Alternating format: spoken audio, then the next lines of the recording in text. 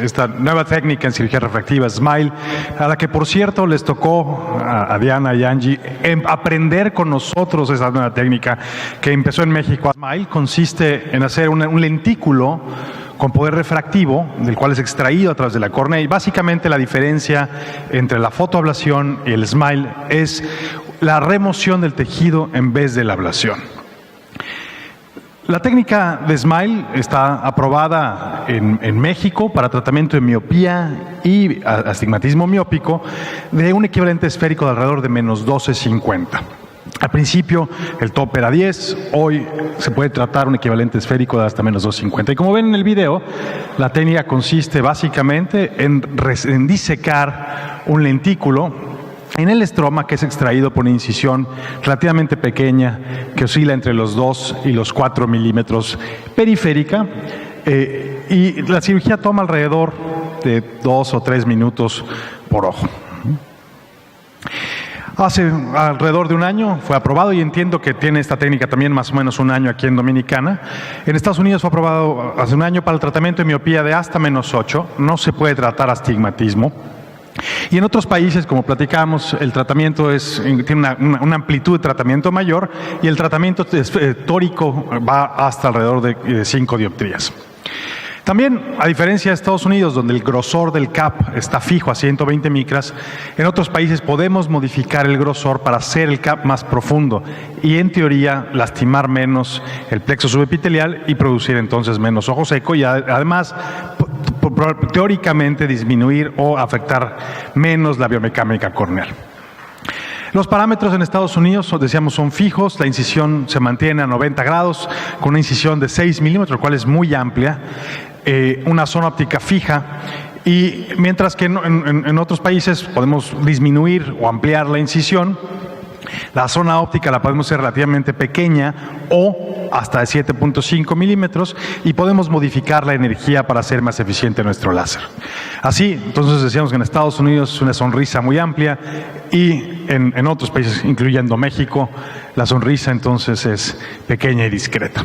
Ahora, ¿por qué hacer SMILE si somos tan eficientes con la cirugía fotoablativa? Bueno, porque sabemos que la fuerza tensil cohesiva, tangencial y transversal es mayor en el estroma anterior, y por lo tanto, entonces, es significativo mantener esta córnea anterior más fuerte, mientras que corregimos en la profundidad de la córnea el error refractivo. Hablar de la cicatrización SMILE todavía es relativamente nuevo. Hay muy pocos estudios que hablan y que demuestran cómo cicatriza el SMILE. Pero la cicatrización es importante, puesto que tiene efectos sobre la sobrecorrección, la infracorrección, la regresión, el astigmatismo irregular, también sobre el crecimiento epitelial, la irregularidad de la interfase, el haze corneal y la vascularidad de la córnea, que tiene que mantenerse. Sabemos que entonces el femtosegundo lo que produce es una onda cavitacional con una nube de plasma que produce pequeñas burbujas de aire en el estroma. En estudios en animales se demostró que el SMILE tiene menos inflamación y menos dispersión de luz que inclusive la cirugía fotoablativa. Aquí, como pueden ver en estas imágenes hacia su izquierda, la interfase del LASIK es más irregular y más opaca que inclusive la interfase del SMILE. Sin embargo, en humanos, en un metaanálisis de 1,500 pacientes, alrededor del 8% de los pacientes con SMILE tuvieron algún grado de haze. Y la dispersión de luz, el backscatter de luz, fue mayor en SMILE. Esto probablemente tenga que ver con la disección más que con el láser per se. También importante, puesto que la incidencia de ojo seco en la SIC es altísima, es qué sucede con el plexo nervioso subepitelial en pacientes con SMILE. Sabemos que los nervios entran en la media periferia y penetran hacia el espacio subepitelial para inervar entonces el epitelio y producir el arco reflejo del lagrimeo. Entonces, aquí, como pueden ver en estos diagramas, el plexo subepitelial normal, cómo queda fracturado después de hacer un flap en el LASIK, y cómo en SMILE, si bien hay una incisión periférica pequeña, la mayoría del plexo subepitelial permanece íntegro en pacientes con SMILE, y esto ha sido demostrado por varios autores, incluyendo nuestro grupo, y cómo se recupera más rápido en este tipo de cirugía en comparación con la SIC. Ahora, ¿qué hay de la biomecánica corneal? Sabemos que el lecho estromal residual después de PRK es lo que queda en la córnea después de la ablación. El lecho estromal residual después de un LASIK es la sustracción del colgajo más la ablación, y es lo que queda entonces detrás del colgajo. Pero en SMILE, puesto que no se fractura por completo la capa anterior de la córnea, hay que ponderar lo que dejamos en la parte anterior de la remoción del tejido con lo que queda detrás. De tal forma que, en teoría, aunque hay mayor sustracción de tejido, el estroma residual efectivo es mayor. En el tratamiento de SMILE, por ejemplo, para una cirugía dada de 100 micras de ablación de LASIK, el lecho estromal residual, tomando en cuenta un flap de 120 micras y 100 micras de ablación, sería alrededor de 280. En el mismo caso, por modelos matemáticos, el estroma residual para esa misma remoción de tejido en SMILE sería alrededor de 385 micras, puesto que ponderamos el peso de la fuerza tangencial en la córnea anterior. Y si hiciéramos el mismo ejercicio para el porcentaje de tejido alterado, que hoy es en día el indicador más robusto de prevención de ectasia corneal, en la SIC, en este mismo ejemplo, tendríamos un porcentaje de tejido alterado del 44%, mientras que el 23% solamente para SMILE. De tal forma que nuestra posibilidad de tratamiento en pacórneas o en córneas delgadas, o bien de una magnitud de error refractivo mayor, podría ampliarse con esa técnica. Sin embargo, otra vez, estos son modelos matemáticos, no hay diferencias significativas en humanos, en estudios de biomecánica corneal, en pacientes operados de SMILE comparados con el LASIK. Estos son nuestros primeros 110 casos, de los cuales fueron parte algunos de ustedes. Como ven, la estabilidad del tratamiento y la predicción del tratamiento en pacientes con miopía y astigmatismo miópico y se corresponde con la literatura, se mantiene, es muy preciso y se mantiene a lo largo del tiempo. Pero ¿qué hay de cuando hacemos una comparación mano a mano, es decir, frente a frente del SMILE versus el tratamiento convencional del LASIK? Hay varios estudios que se demuestran, y sobresale este metaanálisis de 532 pacientes tratados con SMILE, o 532 ojos tratados con SMILE, y 569 tratados con femtoLASIK. El equivalente esférico final no fue distinto entre un grupo y otro. La agudeza visual final sin corrección lejana tampoco fue distinta. Hubo una pequeña diferencia en el tiempo de ruptura de la película lagrimal, que fue mayor en SMILE, es decir, menos ojo seco, y la sensibilidad corneal parecería ser mejor también en pacientes con SMILE en comparación con femtoLASIK.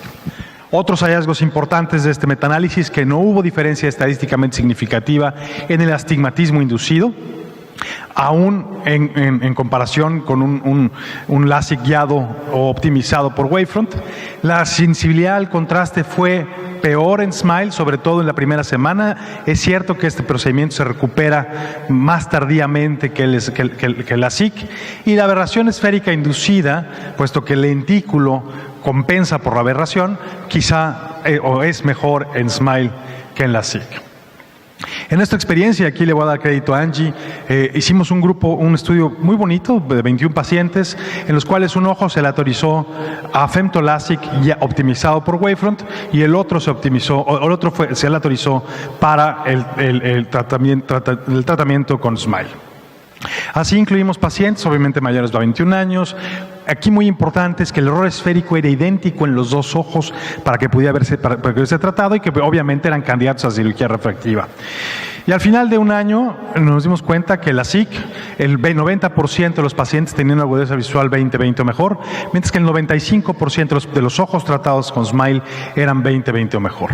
Si bien ningún ojo perdió visión, sí hubo un porcentaje que no fue estadísticamente significativo, que mejoró más líneas de visión en pacientes con SMILE en comparación con el LASIK. Y como bien, la predicción al parecer es mejor en miopías altas que en comparación con el LASIK. Y al final, pues el 100% de nuestros pacientes, los ojos tratados con SMILE, estaban en más o menos una dioptría de la corrección dirigida, y solamente el 90% de los pacientes con femtolásic. Importante es que el equivalente esférico fue estadísticamente significativo, mejor en SMILE, el error esférico también, y la paquimetría, obviamente, al sustraer más tejido, pero en este caso por remoción, era mayor en SMILE. Sin embargo, a diferencia de otros grupos, nosotros no demostramos que había diferencia en la sensibilidad o en el tiempo de ruptura lagrimal, y esto quizá tenga que ver con la población a la que nosotros tratamos. En general, los resultados, como ven, son congruentes en todo el mundo. Este es el grupo que inició con el tratamiento de RELEX en Alemania, donde ven que a largo plazo la refracción se mantiene estable. Ahora, ¿qué hay de tratamiento de miopía y de miopía alta en pacientes con SMILE? Y los estudios han demostrado que es muy eficiente tratando miopías de más de 6 o 7 dioptrías. Y así también en el hospital hicimos un estudio comparativo de pacientes tratados con lentes fáquicos, en este caso ICL, y un grupo control tratado con SMILE con graduaciones similares. Y no existió diferencia alguna en los grupos antes de la cirugía. Y después de la cirugía, la diferencia era solo al primer día, y esto favorece al grupo tratados con lentes fáquicos. Sin embargo, hay que considerar que los pacientes, al decidir una técnica u otra, que la topografía y el grosor corneal que vamos a tratar, la profundidad de la cámara anterior, en el caso de contemplemos un ICL, la edad, el costo de la cirugía, las aberraciones existentes antes de la cirugía y la posibilidad de hacer tratamientos bilaterales simultáneos con SMILE. También este procedimiento puede ser combinado, es decir, lo podemos combinar con, por ejemplo, lentes fáquicos. Lo ha hecho para corregir errores refractivos en pacientes con trasplante, y también en el hospital, junto con integrantes de este público, tratamos de corregir el queratocono a modelo del tratamiento Atenas. ¿Cuál fue el razonamiento detrás? Bueno, era preservar la anatomía de la córnea, modificar la curvatura para corregir el error refractivo, al mismo tiempo que aumentábamos la fuerza tensil cuando hacíamos este procedimiento combinado con crosslinking e intraestromal. Así diseñamos un estudio piloto, ya hoy seguido a 4 años, en donde la única condición era que el paciente viera mejor de 20/40 con una corrección aérea, obviamente topografía normal sugestiva de queratocono, consentimiento informado, y que el estroma residual, después de haber removido el lentículo, fuera mayor a 400 micras por motivos de seguridad del crosslinking. Este es un pequeño video que demuestra el procedimiento. Es un paciente, obviamente, con queratocono. Hoy lo hacemos con el protocolo acelerado, y los resultados se los presento a continuación. La gran mayoría de nuestros pacientes obtuvieron agudeza visual, el 100% de 20/40 o mejor. Hubo un paciente que perdió 2 líneas de visión, que es una pérdida significativa, pero sin embargo el procedimiento se mantuvo estable. Esta gráfica es a 2 años, los hemos seguido ya por 4 años y la graduación se mantiene estable. Cuando comparamos este procedimiento combinado con quizá el estándar de oro para este tipo de correcciones, que es el procedimiento Atenas, bueno, el protocolo Atenas es para queratoconos avanzados. Su objetivo es redistribuir la tensión corneal a través de la remodelación. El objetivo es mejorar la agudeza visual mejor corregida. Es un procedimiento de superficie doloroso y con riesgo de infección y Hayes, mientras que el que conocemos como protocolo Azteca, o así lo bautizamos, es para queratoconos tempranos. El objetivo es buscar la independencia de lentes, no hay dolor, y obviamente al ser un procedimiento intraestromal los riesgos son menores. Ahora, ningún procedimiento nuevo está libre de complicaciones. Ya publicamos nuestra serie de complicaciones en los primeros casos. Y pues hay complicaciones, son las que son inherentes al procedimiento, como la pérdida de succión, la ruptura del CAP, el defecto epitelial por inexperiencia del cirujano, por la curva de aprendizaje, los famosos black spots, y finalmente la burbuja opaca. Aquí, este es un CAP que se fracturó por rudeza del cirujano. Afortunadamente no tiene mayores consecuencias. Son unos black spots en el estroma, que dificultan la disección. La pérdida de succión, que puede ser algo frecuente, pero que se soluciona colocando inmediatamente el tratamiento. Y por supuesto que vale la pena mencionar que este procedimiento también puede inducir ectasia en pacientes que han sido mal seleccionados, o puede haber infecciones en la interfase que son difíciles de tratar. Bueno, las ventajas pues es que preserva la biomecánica corneal, sin duda hay menor riesgo de ojo seco, menores aberraciones de alto orden inducida, nos abre la posibilidad de tratar mayores correcciones y puede combinarse con otros procedimientos. Las desventajas son que todavía no se puede tratar, no está comercialmente disponible el tratamiento para hipermetropía. Las correcciones y las mejoras al procedimiento son difíciles, no hay posibilidad todavía con la tecnología disponible de hacer correcciones personalizadas. Y finalmente, para terminar, en mi práctica, después de un buen número de años haciendo SMILE, el SMILE ha caído en un grupo de pacientes muy particular, no ha reemplazado LASIK y no creo que lo reemplace. Solamente al 20-25% de mi cirugía refractiva es candidato a SMILE. Y las consideraciones son, como decíamos, el grosor corneal limítrofe, ojo seco, sin duda miopías mayores a 5 con astigmatismos relativamente pequeños. Los resultados en astigmatismos altos no son los que yo desearía. Y obviamente el riesgo ocupacional de un paciente que pudiera ser golpeado después y con un flap dislocado. Bueno, muchas gracias. Hablaremos un poquito del abordaje actual de las queratitis infecciosas. Particularmente hablando de queratitis bacteriana y micótica o parasitaria, debemos recordar que para que exista una lesión en la córnea, una queratitis infecciosa, la primera lesión debe ser un daño al epitelio. Esto expone la membrana basal, expone a los componentes de la matriz extracelular, que permite entonces la adhesión y la invasión bacteriana, y que finalmente termina con la liberación de proteasas, reclutamiento de células inflamatorias que provocan lisis en la córnea. En la evaluación de una úlcera corneal es importantísimo evaluar cómo inició esa enfermedad. Si es una enfermedad de inicio rápido, con una evolución aguda, o bien es una evolución lenta que nos orienta hacia un diagnóstico patogénico distinto. Los factores predisponentes son importantes. El trauma, en caso de un trauma vegetal para queratitis micótica, el uso de lente de contacto, de uso prolongado o no, y el uso de medicamentos como pudiera ser medicamentos antiglaucomatosos o esteroides tópicos. Las enfermedades sistémicas asociadas, puede ser diabetes, el SIDA, cáncer, síndrome de Sjögren, que predisponen a una infección. Y la ocupación del paciente, que puede ser campesinos, o el ambiente en el que se desarrolla, nos puede orientar al diagnóstico y guiar hacia nuestro tratamiento. En las infecciones es importante evaluar su localización, si es central, paracentral o periférica, el tamaño del defecto epitelial, qué tan ulcerado o socavado está esto y la profundidad que tiene, qué tipo de infiltrado tiene, qué color tiene, hay que tocar la úlcera, si pudiéramos la oleríamos, pero hay que tocar y sentir esa lisis, qué tanto edema estromal hay, si hay o no una reacción endotelial asociada, características particulares de la úlcera, como pueden ver aquí, esta úlcera pigmentada que nos orienta hacia una queratomicosis por un hongo pigmentado, o bien los bordes de la úlcera que pudieran estar socavados hacia ese interno. Es importante también notar y apuntar qué profundidad tiene esa úlcera.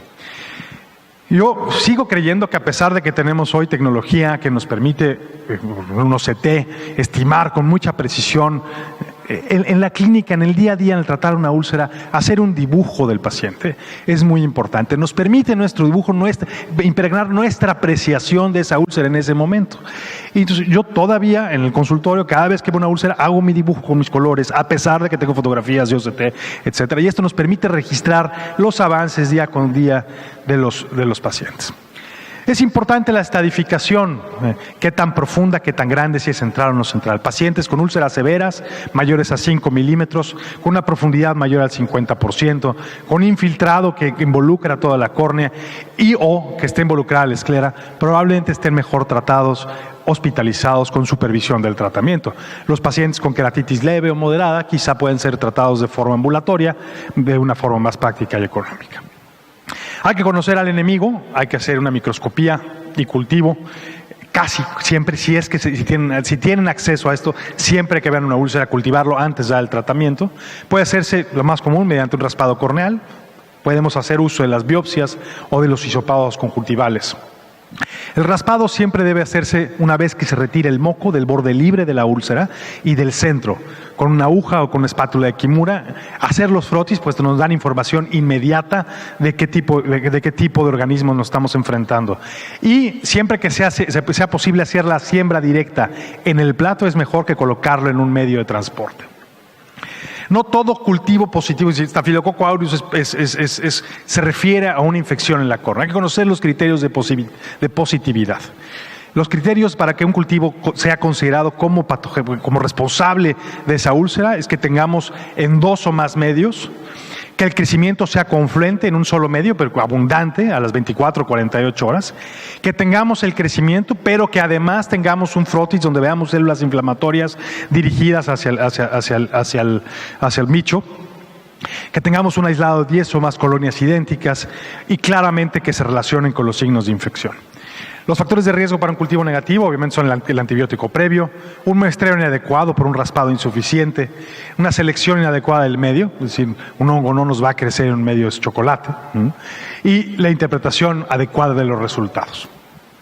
Recientemente, quizá en los últimos 15 años, la reacción de la polimerasa en cadena, que cada vez es más asequible a los oftalmólogos, tiene una utilidad, particularmente en la detección de hongos de forma rápida, pues esos crecen muy lentamente en los laboratorios, tiene una sensibilidad muy alta para la cantameba y para los herpes virus, pero el cultivo sigue siendo el estándar de oro, sobre todo para las queratitis bacterianas, que son las más frecuentes. Paracentesis está indicada cuando sospechamos una queratomicosis con cultivos negativos, cuando hay un daño progresivo a la córnea a pesar del tratamiento y los cultivos negativos, y bien cuando hay hipopio. La biopsia, en el mismo sentido que la paracentesis, está indicada solamente en tratamientos fallidos o cultivos negativos y que la úlcera no evolucione favorablemente. En el caso de la biopsia nos aumenta la sensibilidad de los cultivos siempre y cuando sea bien tomada. Esto requiere decir una trepanación del 15 o 20 o 30% del espesor corneal. Decíamos que es importante conocer al enemigo y este enemigo varía de acuerdo a la región. El bicho más frecuente será siempre distinto en las diferentes localidades. En nuestra experiencia, el estafilococo epidermidis, por mucho, y hablando de las úlceras en general, es el organismo más frecuente. Hace unos años, se decía en los libros todavía que el estafilococo dorado era el más frecuente. Los gram negativos, en nuestro caso, el más frecuente es la Pseudomonas aeruginosa, y los hongos más frecuentes en la Ciudad de México, en el Conde Valenciana, es el fusario. Pero no solo es importante estudiar qué bicho es, sino sus resistencias a lo largo del tiempo. Aquí podemos ver, por ejemplo, cómo el estafilococo cambia la sensibilidad a ciprofloxacino, que sigue siendo uno de los antibióticos en la comunidad más comúnmente utilizados, y en la década en el lustro del 2005 al 2011, la sensibilidad a ciprofloxacino del estafilococo varió, se disminuyó significativamente. Lo mismo sucedió para Pseudomonas aeruginosa. La tobramicina era, sin duda, o sigue siendo algo fácil y económico de tener a mano en las farmacias, pero sin embargo la sensibilidad disminuyó, es decir, la resistencia aumentó en los últimos 5 años, lo cual nos debe orientar a cambiar nuestro tratamiento empírico para ello. Y hablando de oxacilina, que es un indicador de la resistencia a meticilina, en las infecciones intrahospitalarias, fíjense la resistencia cómo aumentó en el segundo lustro del 2017 al 2011, lo cual también nos habla de la utilidad, por ejemplo, de vancomicina al tratar a estos pacientes, y la resistencia a ceftazidima en el caso de la Pseudomonas aeruginosa, cómo cambia rápidamente en el tiempo. Y también hay que conocer la población, no solamente en general, sino las edades particulares. Este es un artículo que publicamos de los niños con úlceras coronares. Son raras las úlceras en niños, sin embargo, como pueden ver, la prevalencia de los estreptococos, que son usualmente sensibles a medicamentos como la penicilina, es mucho mayor en los niños que en los adultos. ¿Cómo los tratamos? Los tratamos siempre que se pueda con monoterapia, con una quinolona de segunda o cuarta generación. En la mayoría de las úlceras de leves a moderadas. Cuando las úlceras son severas, está indicado el tratamiento con fortificados, con vancomicina para los gram positivos, asociado o bien a la ceftazidima, a la tobramicina, a la amicacina y últimamente a la moxifloxacino. ¿Cómo los tratamos? Es importante recordar que impregnarlos para que alcancen una concentración adecuada de forma inmediata, y esto se hace colocando una gota de los antibióticos cada minuto por 5 minutos, después cada 5 minutos hasta alcanzar los 15 minutos, después cada 15 minutos alcanzar la primera hora, y después cada hora o cada 2 horas seguidos, día y noche, hasta cumplir 48 horas. Después podemos reducir el tratamiento. Recientemente, y bueno, no tan recientemente, pero en los últimos años, se ha vuelto a discutir el papel de los esteroides en el tratamiento de las úlceras corneales.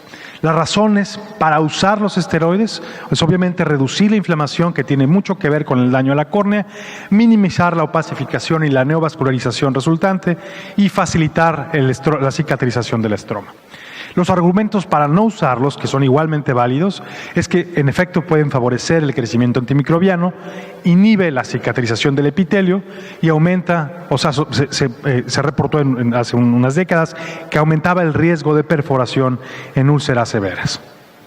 Así, en el 2011 se publicó finalmente el ensayo clínico llamado SCOT, o The Steroids for Corneal Treatment, The Steroids for Corneal Ulcers Trial, o SCOT, que es un estudio multicéntrico entre India y Estados Unidos para el uso de esteroides. Y aquí se observó que pacientes tratados con antibiótico, con cultivos, durante las primeras 48 horas y después agregaron acetato de prednisolona, que no hubo diferencias en los desenlaces 3 meses después de iniciado en los dos grupos el placebo o el esteroide o más.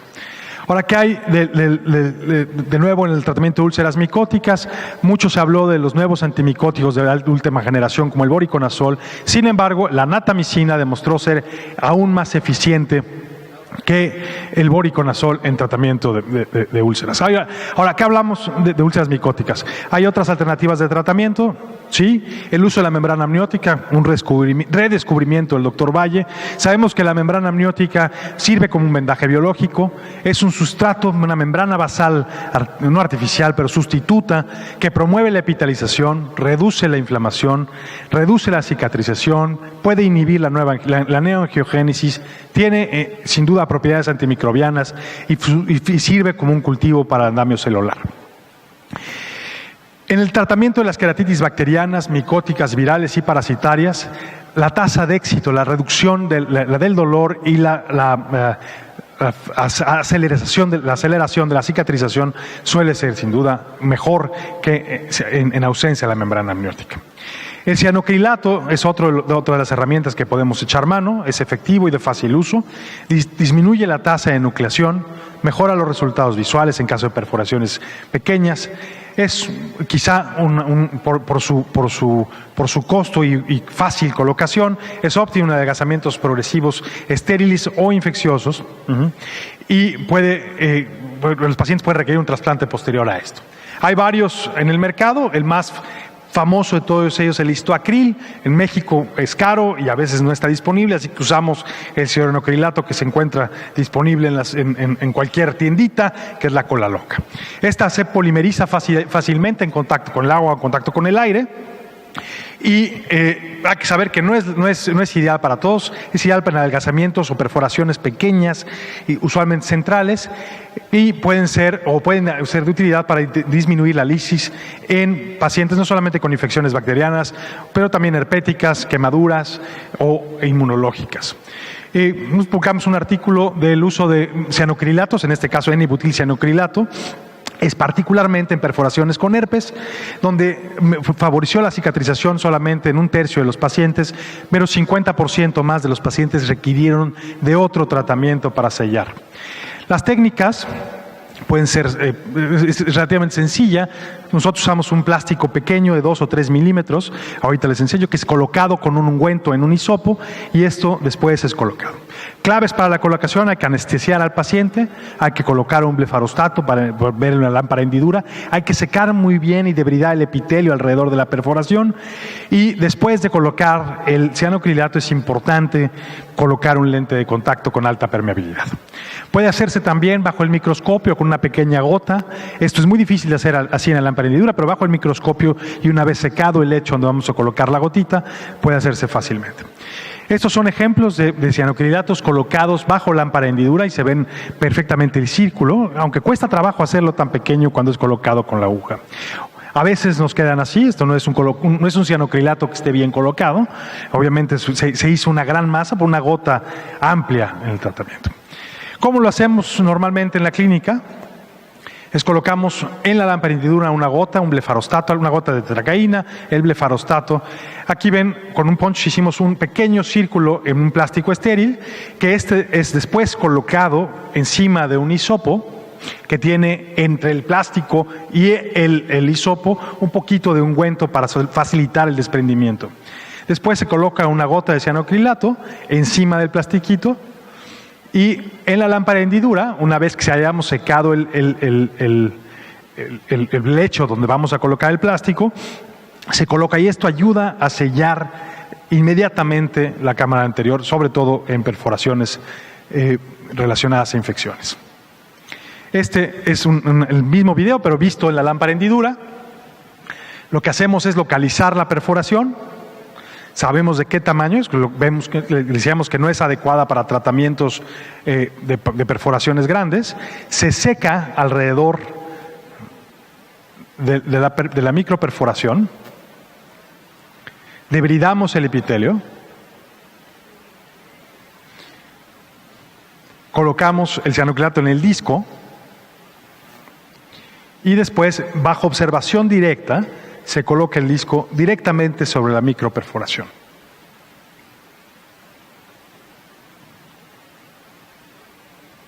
Es importante hacerlo con la córnea bien seca, de otra forma se desprende de forma inmediata.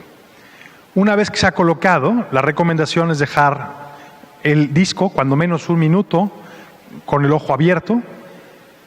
Vean la diferencia, que bien ha sido, delimitada el área del cianocrilato y queda muy plano de tal forma que no moleste. Una vez hecho esto, se coloca el lente de contacto y el paciente puede ser observado en los siguientes días para ver cómo va la recuperación. También se ha discutido mucho la efectividad del crosslinking para el tratamiento de úlceras. Sabemos que las moléculas entrelazadas por el crosslinking son más resistentes a la digestión enzimática. Sabemos que los radicales libres liberados por el crosslinking interfieren con el metabolismo y la integridad de las membranas de las antimicrobianas, y la radiación ultravioleta per se tiene efectos directos sobre la sobrevida de los microorganismos. Ha habido varios estudios grandes, en nuestro caso no hemos podido demostrar la efectividad, pero hay artículos que muestran que en las úlceras bacterianas y en las úlceras micóticas la efectividad de este tratamiento en conjunción con el uso de antimicóticos y antibióticos pueden mejorar el desenlace de los pacientes. Este es un ejemplo de un paciente tratado con crosslinking, un paciente con trasplante y una úlcera relacionada a la sutura que no sanó con tratamiento convencional. De hecho, continuaba la progresión a pesar de tratamientos con antimicóticos de última generación, como era la caspofungina, y seguíamos raspando y seguíamos recuperando al microorganismo. Le hicimos un crosslinking, días después se realizó un segundo trasplante, se suspendió el antimicótico, no lo mantuvimos por 3 o 4 meses, y esto era 6 meses después del tratamiento, con el paciente libre de infección y con un trasplante sano. Ahora, las úlceras, el trasplante es quizá, y aquí vi un póster relacionado al tema, es la última de las herramientas para tratar una infección. Del 10 al 15% de los trasplantes, la indicación es una indicación terapéutica, es remover una infección. Este es un trasplante penetrante y aquí el objetivo es liberar la infección. Entonces, cuando menos hacer el trasplante, 1 o 2 milímetros más grande que el total del infiltrado, pero también hacerlo lo más pequeño que se pueda. Es decir, hay que encontrar el equilibrio entre quitar suficiente tejido, pero no quitar demasiado tejido. Y bueno, aquí en este caso se coloca una córnea con características tectónicas. En el caso de los trasplantes, decíamos que un porcentaje nada despreciable tiene fines terapéuticos. En el caso de las bacterianas, al tener mejores antibióticos, la incidencia de trasplante ha sido menor, pero la efectividad es alta. En caso de las micóticas, no solamente tiene una herramienta terapéutica, sino también nos sirve para identificar el organismo. En el caso, este es un... ¡Uy, me pasé! Es un video que les quiero mostrar porque también nos habla de la posibilidad de hacer un trasplante lamelar anterior en pacientes con microperforaciones o adelgazamientos postmicrobianos. Es un paciente que operó Angie, un lamelar anterior profundo, en que a diferencia de hacer la disección centrípeta, utilizando el desematocele que ya había existido por el adelgazamiento, se hace la disección centrífuga, encontrando el plano de Descemet y obviamente el desenlace y la certeza de este paciente que no va a tener un rechazo o una lisis estromal, pues es mayor. Entonces siempre que se pueda hay que intentar hacer o rescatar el endotelio de un paciente con una úlcera corneal. Los desenlaces de los trasplantes después de queratitis microbiana cura el 90% de las queratitis bacterianas cuando se requiere. La queratitis micótica, el desenlace es menos favorable, con un 60% de efectividad. La queratitis por acantameba no es tan buena, el 45% puede recurrir, alrededor del 50% puede recurrir, y en el caso de la queratitis viral es sin duda efectivo, pero hay que mantenerlos con profilácticos antivirales por alrededor de 18 meses. Y con eso termino mi participación el día de hoy. Muchas gracias. De retina y vitrio. Con la primera charla va a ser Heads Ophthalmic Surgery, va a ser dirigida por Chris. Chris tuve el honor de conocerlo hace un año y es de las personas que ha estado muy preguyendo con el 3D y la verdad que antes era lo que veíamos como el futuro, hoy en día es el presente. Chris, it's all yours. Gracias. Otra vez, gracias para la invitación para estar aquí con nosotros. Qué chulísima esta isla.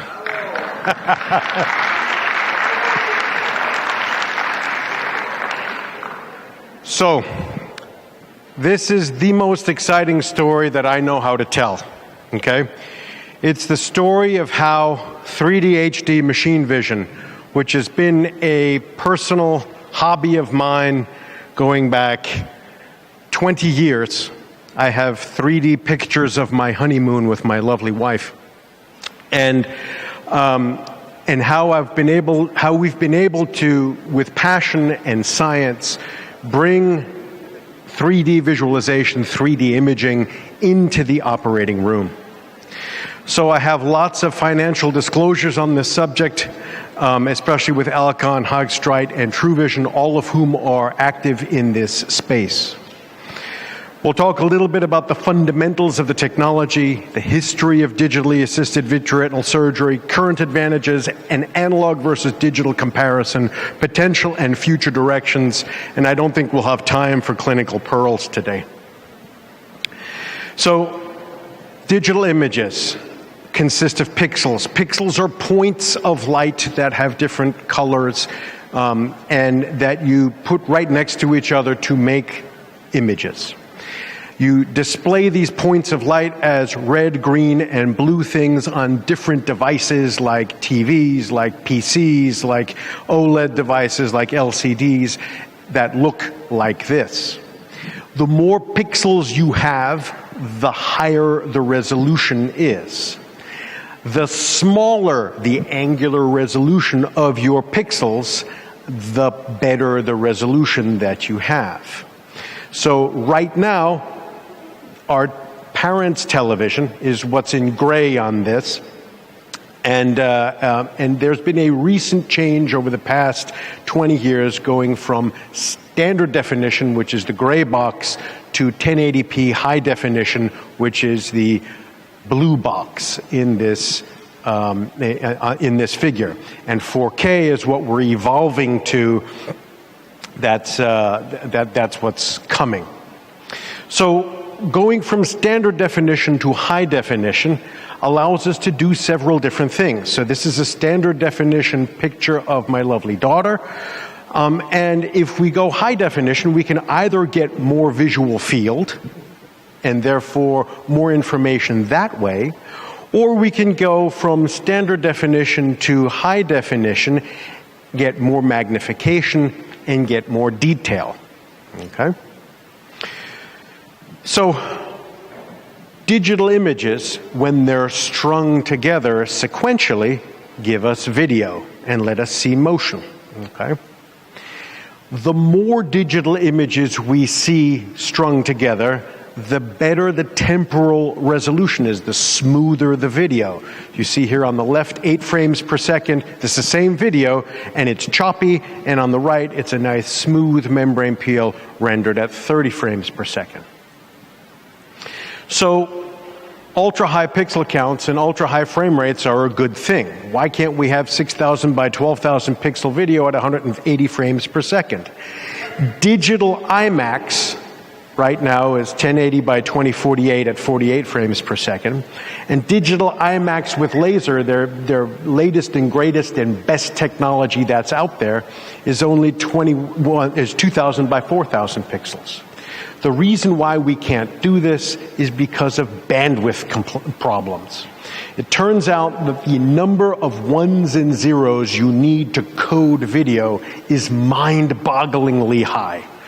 In order to code raw standard definition video, you need 250 gigabytes per hour of video. High definition video is 6 times higher, 1.7 terabytes per hour of video. You multiply that by 2 for 3D, and you have this ridiculously large number of ones and zeros.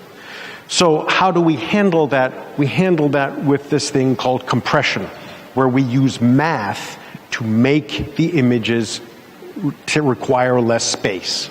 And there's a bunch of different kinds of compression algorithms: interlacing, chroma subsampling, interframe spatial compression, that's your JPEG and your PNG and your TIFF compression, and then interframe temporal compression that I just want to talk about a little bit. And I'll come back to this later in the talk, and you'll see why this is important. So, if you see these 2 frames, these are 2 sequential frames of a video of the space shuttle taking off.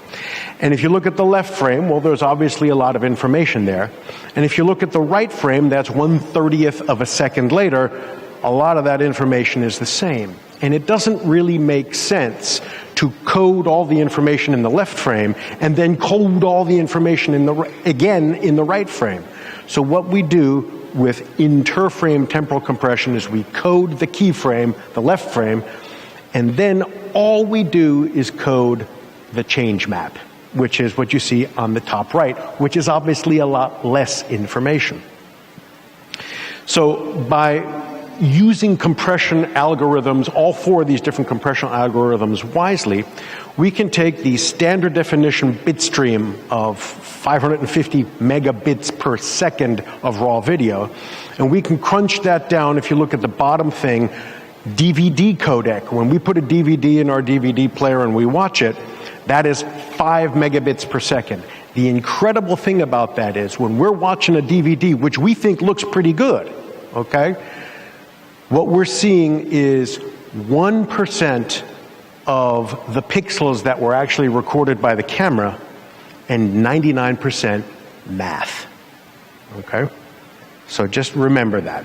Same thing for high definition codecs. AVC HD codecs are somewhere from a 1 to 100 to a 1 to 200 reduction in data rate and bit rate. So, video microscopy. Now we're going to take this video camera and we're going to hook it to a microscope. So we all know what the 2020E looks like. It's made out of little pixel blocks that represent 1 minute of angular arc. Okay? If we take that E and we kind of express it as pixels and we invert it because it's easier to look at this way, and then we do this, the folks in the back of the room can probably tell that that E looks white. In the front of the room, you can still see the individual pixels, but that's the way this works, okay? So when we now take this 2020E and we project it onto a screen with a geometry that matches the field of view that we have when we're looking at it in a microscope at about 60 degrees, we can then look at the size of those pixels and define an effective visual acuity, an effective digital visual acuity of different video elements. Standard definition video gives us somewhere between 2100 and 2200 visual acuity. High definition video gives us 2040. And if you play with the high definition video just a little bit, offsetting pixels just a little bit, you can get to 2020 effective visual acuity. So, if you look at this, these are fantastic projectors here. The top image is 1080p, the bottom image is 480i, still high definition, standard definition, and they look exactly the same. And they look the same because even these great projectors in this fantastic hall don't have the resolution to show you all the detail that's in these images. So let's take these and digitally magnify them so we can see the detail. And if you look at the reflection of my operating room lights in the top right picture, you can see the individual fluorescent tubes. In the bottom one, they're washed out. Okay? Look at the detail of the conjunctival vessels. You see them on the top, you don't see them on the bottom. And if we magnify even further, you can really see that the limbus is just totally washed out. On the bottom, standard definition, and on the top, it's not. Looking at other pictures, these are video frame grabs. The full frame is on the bottom, and I've magnified it here so you can see the detail that's in these images. You can see the retinal vessels, you can see the forcep peeling the ILM, and you can see the shadow of the retinal vessels on the retinal pigment epithelium, which shows you that the retina does indeed have some thickness. Here you see the machine marks on the vitreous cutter that you don't see when we magnify standard definition video to that same extent. Why does this matter? It turns out that in order to have fine-grade stereopsis, you have to have good two-dimensional image quality.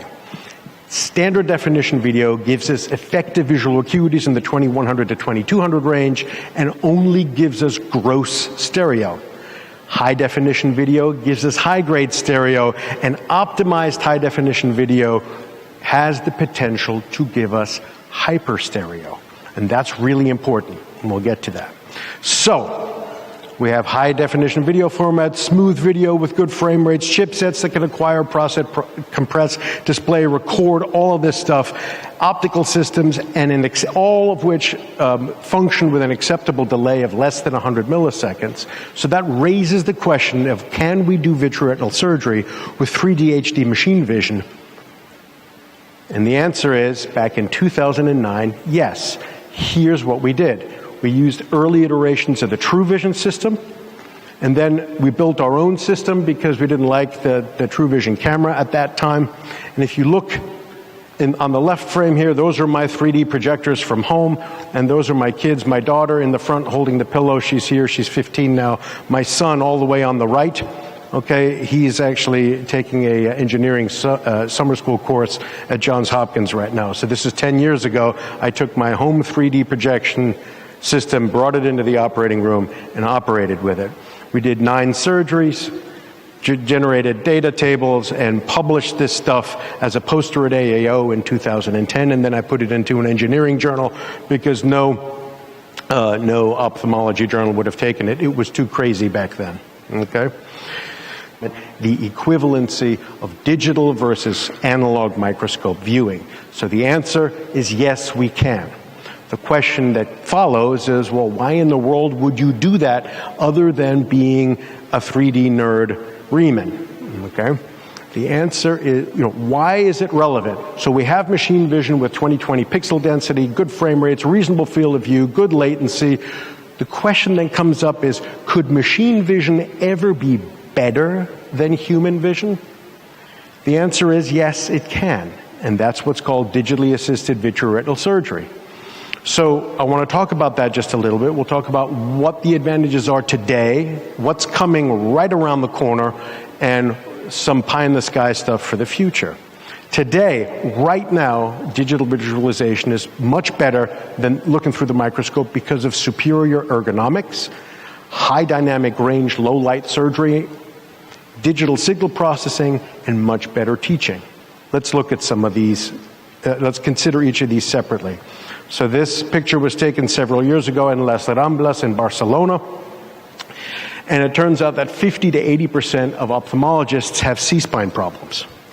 And depending on how truthful people are being, somewhere between 10 and 25 to 30% of ophthalmologists will stop operating and curtail their surgical career because of C-spine problems. So here's my fellow, Cindy Mee. She graduated 2 years ago. And you can see her sitting at the microscope. Now, Cindy weighs about 90 pounds if she's wet, okay? And you can see even Cindy, who's small and thin, is craning her neck forward in order to see through the oculars of the microscope. Now, this is me. I'm slightly less, I'm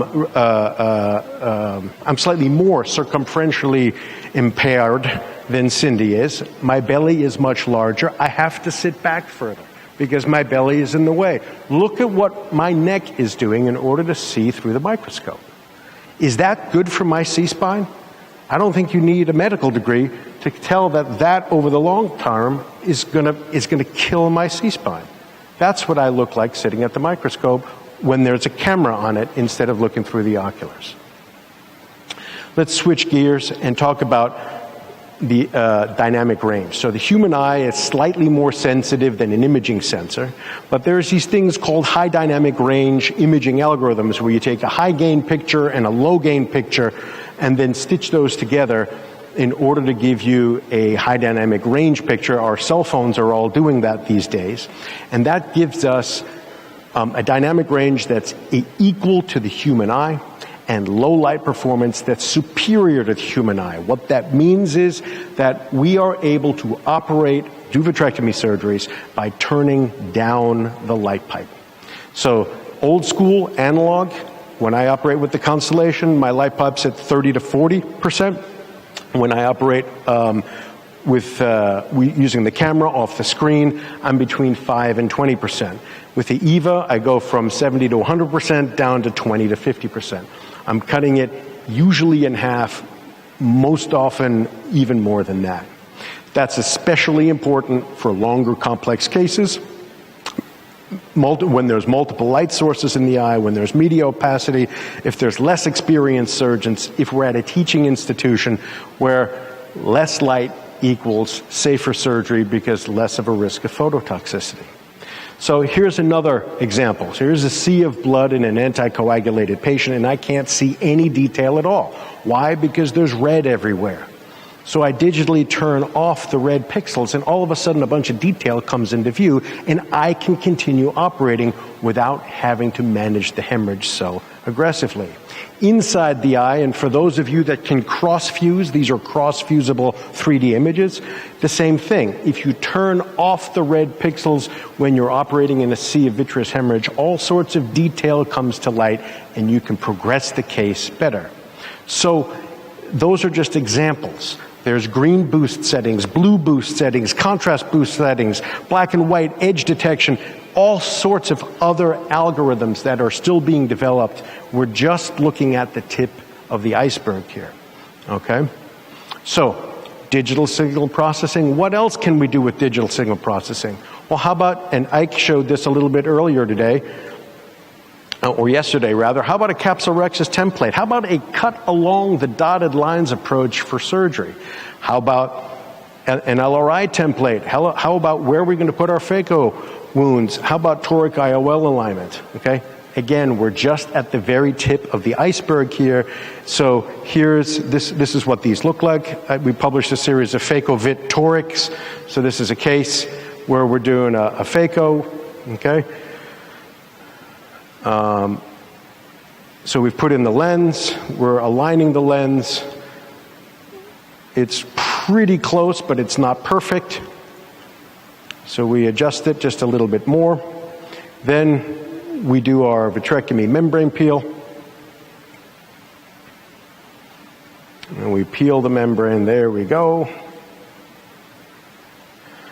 And then when we're done the vitrectomy, we check the axis one more time. I use a sharp 30 gauge needle just to nudge the edge of the lens to get perfect to get perfect alignment. That's what this looks like. Okay, so I did that in 2014. So another advantage of digital imaging is when we use auxiliary video feeds. Well, what kind of auxiliary video feeds are we going to use? Well, the first thing, and we'll talk about this a little bit more today, is the endoscope. So either I'm looking at the endoscope screen, which is usually to my left, and you see me operating with a face turn here, or I'm looking straight ahead, usually through the oculars. In this case, there's a camera there, okay? Or what I can do is I can use the picture-in-picture feature, and I can throw the endoscope screen, the endoscope image, and the surgical image right up next to others side by side. Okay, so that's what this looks like. So this is exactly what my screen looks like. I'm peeling epitheliary membranes here, with the endoscope image up front in large, and then the actual surgical field picture-in-picture. So there's an example of that. So this is an endophthalmitis with a very cloudy cornea and a very poor view to the back. So here we are entering, and I can see what I'm doing, and I can see the endoscope image now is in the picture-in-picture top right. Okay. Here it is again. This is a different case where we're going to go in and we'll put in some laser.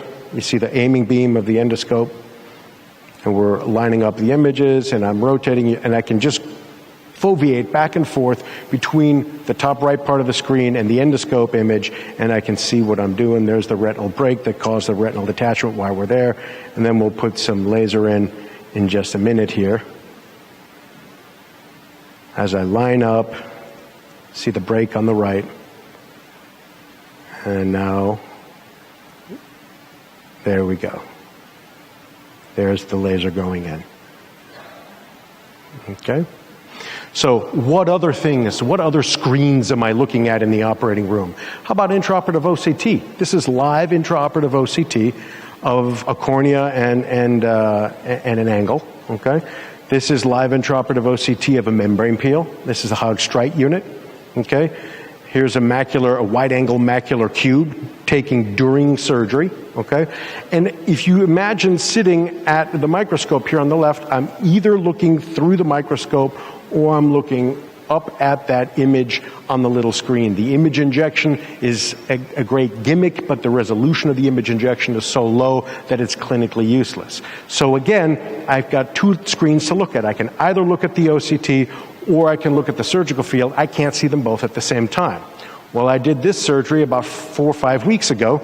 This is the Leica unit, and this is what I was looking at, except for the right half of the screen was in 3D, and this is what I was operating off of. You see a live OCT view. You can see me actually peeling the membrane, and it's fascinating how during the membrane peel, I foveate back and forth between the OCT and the clinical image, and the OCT and the clinical image back and forth. So this is the future, and it's really fantastic. What I'm trying to show you here is that what's coming is this concept of an information handling cockpit. So this is the Orbis DC-10 parked in Trujillo, Peru. My lovely wife sitting in the co-pilot seat. This cockpit was designed in 1960. It has all the instruments and all the things that are really interesting to look at. But if you're looking at all of those analog gauges, do you know what you're not looking at? You're not looking out the window. So this is the F-16 cockpit on the left. This is the Boeing 737 heads-up display. That's what is in pretty much every jet plane that we fly in. They have a heads-up display so that they can look out the window and see their instrumentation at the same time. And this is the F-35 cockpit with a helmet-based retinal image injection system. So this information handling cockpit, this is for real. This happens right now, and we're really not very far away from science fiction. In fact, the F-35 is basically the Iron Man heads-up display. Okay? So why is that important? Because there's all sorts of stuff. Preoperative stuff, EHR drawings, intraoperative OCT, vitrectomy machine fluidics, endoscope, IOL calculations, all sorts of stuff that we want to be able to look at, that right now the only way we look at it is we take a piece of paper and we tape it to the microscope. Again, just the tip of the iceberg. Let's talk about better teaching. Better teaching. In the operating room, the tech, the fellow, and the surgeon can see better because we can all see what's going on. Surgical observers. These are a bunch of high school students in my operating room just 3-4 weeks ago. watching me operate. They've all got glasses on. They're looking at the same screen. They see everything that I see with the exact same detail that I see it. Well, you can take that 3D image and you can project it. So this was the Frankfurt Retina Conference, Klaus Eckert's conference in Frankfurt in March of 2016. There's 1,500 people here watching live surgery, okay? There's less trainee anxiety, there's less attending anxiety. There's better ergonomics for the attending who doesn't have to struggle to sit at the side scope. This is what I look like when I'm mentoring my fellows, okay? So, how about real-time remote mentoring? Is there any reason why I have to sit there? Okay? Why can't I be in a room on the other side of the globe and help some surgeon who might be, for example, in a war zone trying to operate a difficult case that surgeon doesn't have the skill set to operate competently? So this is being worked on right now by the military. In terms of teaching, how about iTube, BMC, RetinaLink? They all have 3D video sites, and they'll send you 3D video glasses where you can watch 3D videos, and we can share information and share better ways of doing things. So what's coming soon? How about controls, where the Constellation is going to control the screen, and then the screen is going to control the Constellation? How about more digital image processing, contrast, edge enhancement, gain, brightness, color spans, transformation, all sorts of stuff, much of which we're already doing in other parts. This is false color space transformation of OCT. So here's my lovely daughter. I think she's in the back of the room somewhere, 13 years ago, with her bloody phone. She comes, this 2 years ago, she comes running up to me and she says, "Papa, Papa, Papa, quiero tomarte un foto." Okay? And I know she's up to something, right? Look at my scowl. So she takes my picture, she goes running out of the room, she comes back, just 30 seconds later, she says, "Papa, Papa, I made you old." So if my daughter can do this, and it's pretty compelling, in 30 seconds with a free app on her bloody iPhone, okay? Imagine what we'll be able to do using real science, okay? So real quickly, I'm going to skip through this in the interest of time, except for to say that as far as a real comparison, analog versus digital, this has been done, it's been measured, latency, field of view, depth of field, lateral resolution, depth resolution, and peripheral viewing, okay, is all equivalent or superior to what to the analog microscope. Digital is at least as good as analog. Math and testing match and support early clinical experience from 10 years ago. Just as an example, a 92-year-old veteran with 90 degrees of kyphosis with a retinal detachment. I put the operating room stretcher up on OR flash pans, and I try to get him because he's 90 degrees, and I have to operate his retinal detachment. So even doing gymnastics with the operating room stretcher and pillows and everything, I can't get him better than this. So how am I going to operate this? Well, I prep him, I drape him, I back tilt the microscope, I put the camera on the microscope, I sit down and I comfortably do the case. Okay? And we're done, and we're finished. Okay, here's another case. Monocular 65-year-old woman with a macula-threatening inferior retinal detachment. She has primary pulmonary hypertension and ejection fraction of 10%. She can't breathe if she's more than about 30, if she's any less than 30 degrees semi-Fowler. And of course, she's on Coumadin. Okay? So we leave her semi-Fowler, we back tilt the microscope, we sedate her with a little bit of Benadryl, use subconjunctival anesthesia, fix her retinal detachment, do it in 8 minutes, and we just run her through the procedure, and this worked well. So in terms of iceberg, those were 2 patients that would have gone blind without digital surgery, all right? Because we're able to change the perspective of the microscope. Or it would have been really difficult to do that case standing and leaning over the scope. Who knows how well that would have worked out. So the future here is not set. There's no fate but what we make for ourselves. That's Sarah Connor from Terminator. And there's a lot of, so there's all sorts of cool stuff that's coming. Just to show you, this is the TrueScope. This is a neuroscope. It's available for pre-order today. and delivery fourth quarter of 2018. A dedicated digital microscope that has no oculars for neurosurgery. So this one is for ophthalmology. It's available for purchase in the summer of 2019. They're taking pre-orders now. Okay? We talked about different display resolutions. Well, 8K is coming. Okay? And so we're going to get even better resolution, and better 2D resolution means better 3D resolution, and specifically better hyperstereo. We have exaggerated depth magnification that help us.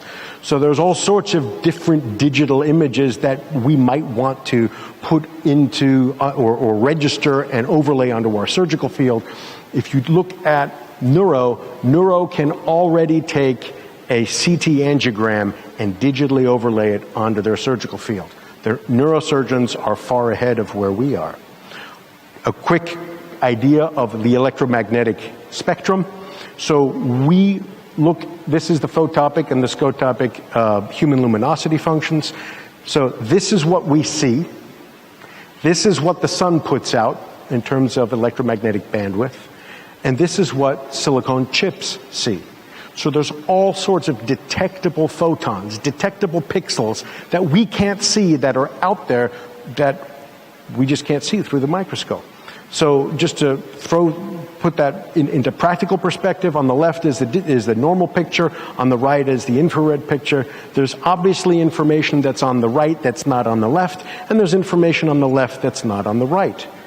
Does that matter in ophthalmology? Of course it matters. We already use infrared fundus photography. This is from the Heidelberg unit. We use this every day. Red-free on the left, infrared on the right. You see that the geographic atrophy shows up much better on the right than it does on the left. The drusens show up better on the left than they show up on the right. So there are already devices out there that will image at multiple different wavelengths. Who's to say that a pixel has to be red, green, and blue? Why can't it be any number of different colors combined together to show us what we need to see when we need to see it? Deep learning and artificial intelligence has entered ophthalmology. In April of this year, the IDEX DR was FDA approved. Visualization is the foundation of artificial intelligence. We talked earlier today about math plus digital images giving us information that the human eye can't detect. You can take the digital image and you can throw 99% of it away, and we still see a beautiful, clear, crisp DVD. Well, what's in that other 99% that might be important to us? Here's just one thing that's coming. It's called motion and color microscopy. Okay? It turns out, remember that interframe compression that we were talking about? Here's an iPhone video of a candle burning. It's an iPhone video. It looks like a candle burning. It doesn't look very special. If you take those change maps that we talked about, and we tune those change maps, we can see things that aren't there.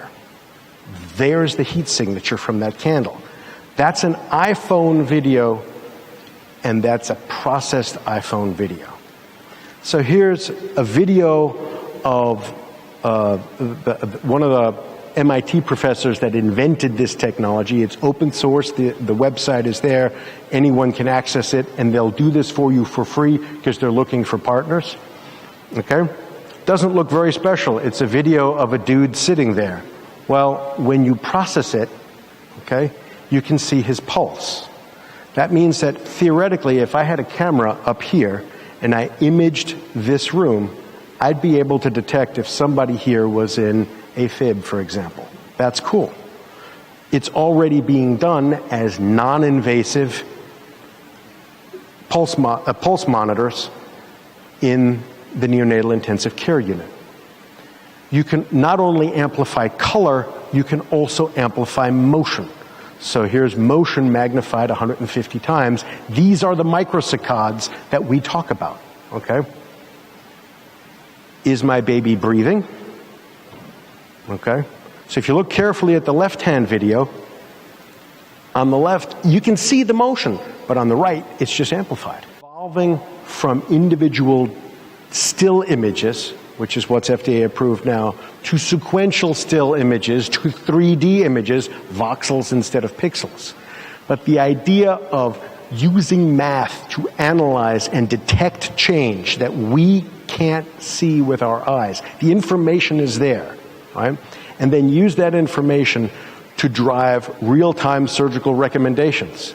Hey, this patient's about to have a suprachoroidal hemorrhage. Why don't you raise the pressure before things become catastrophic? Okay?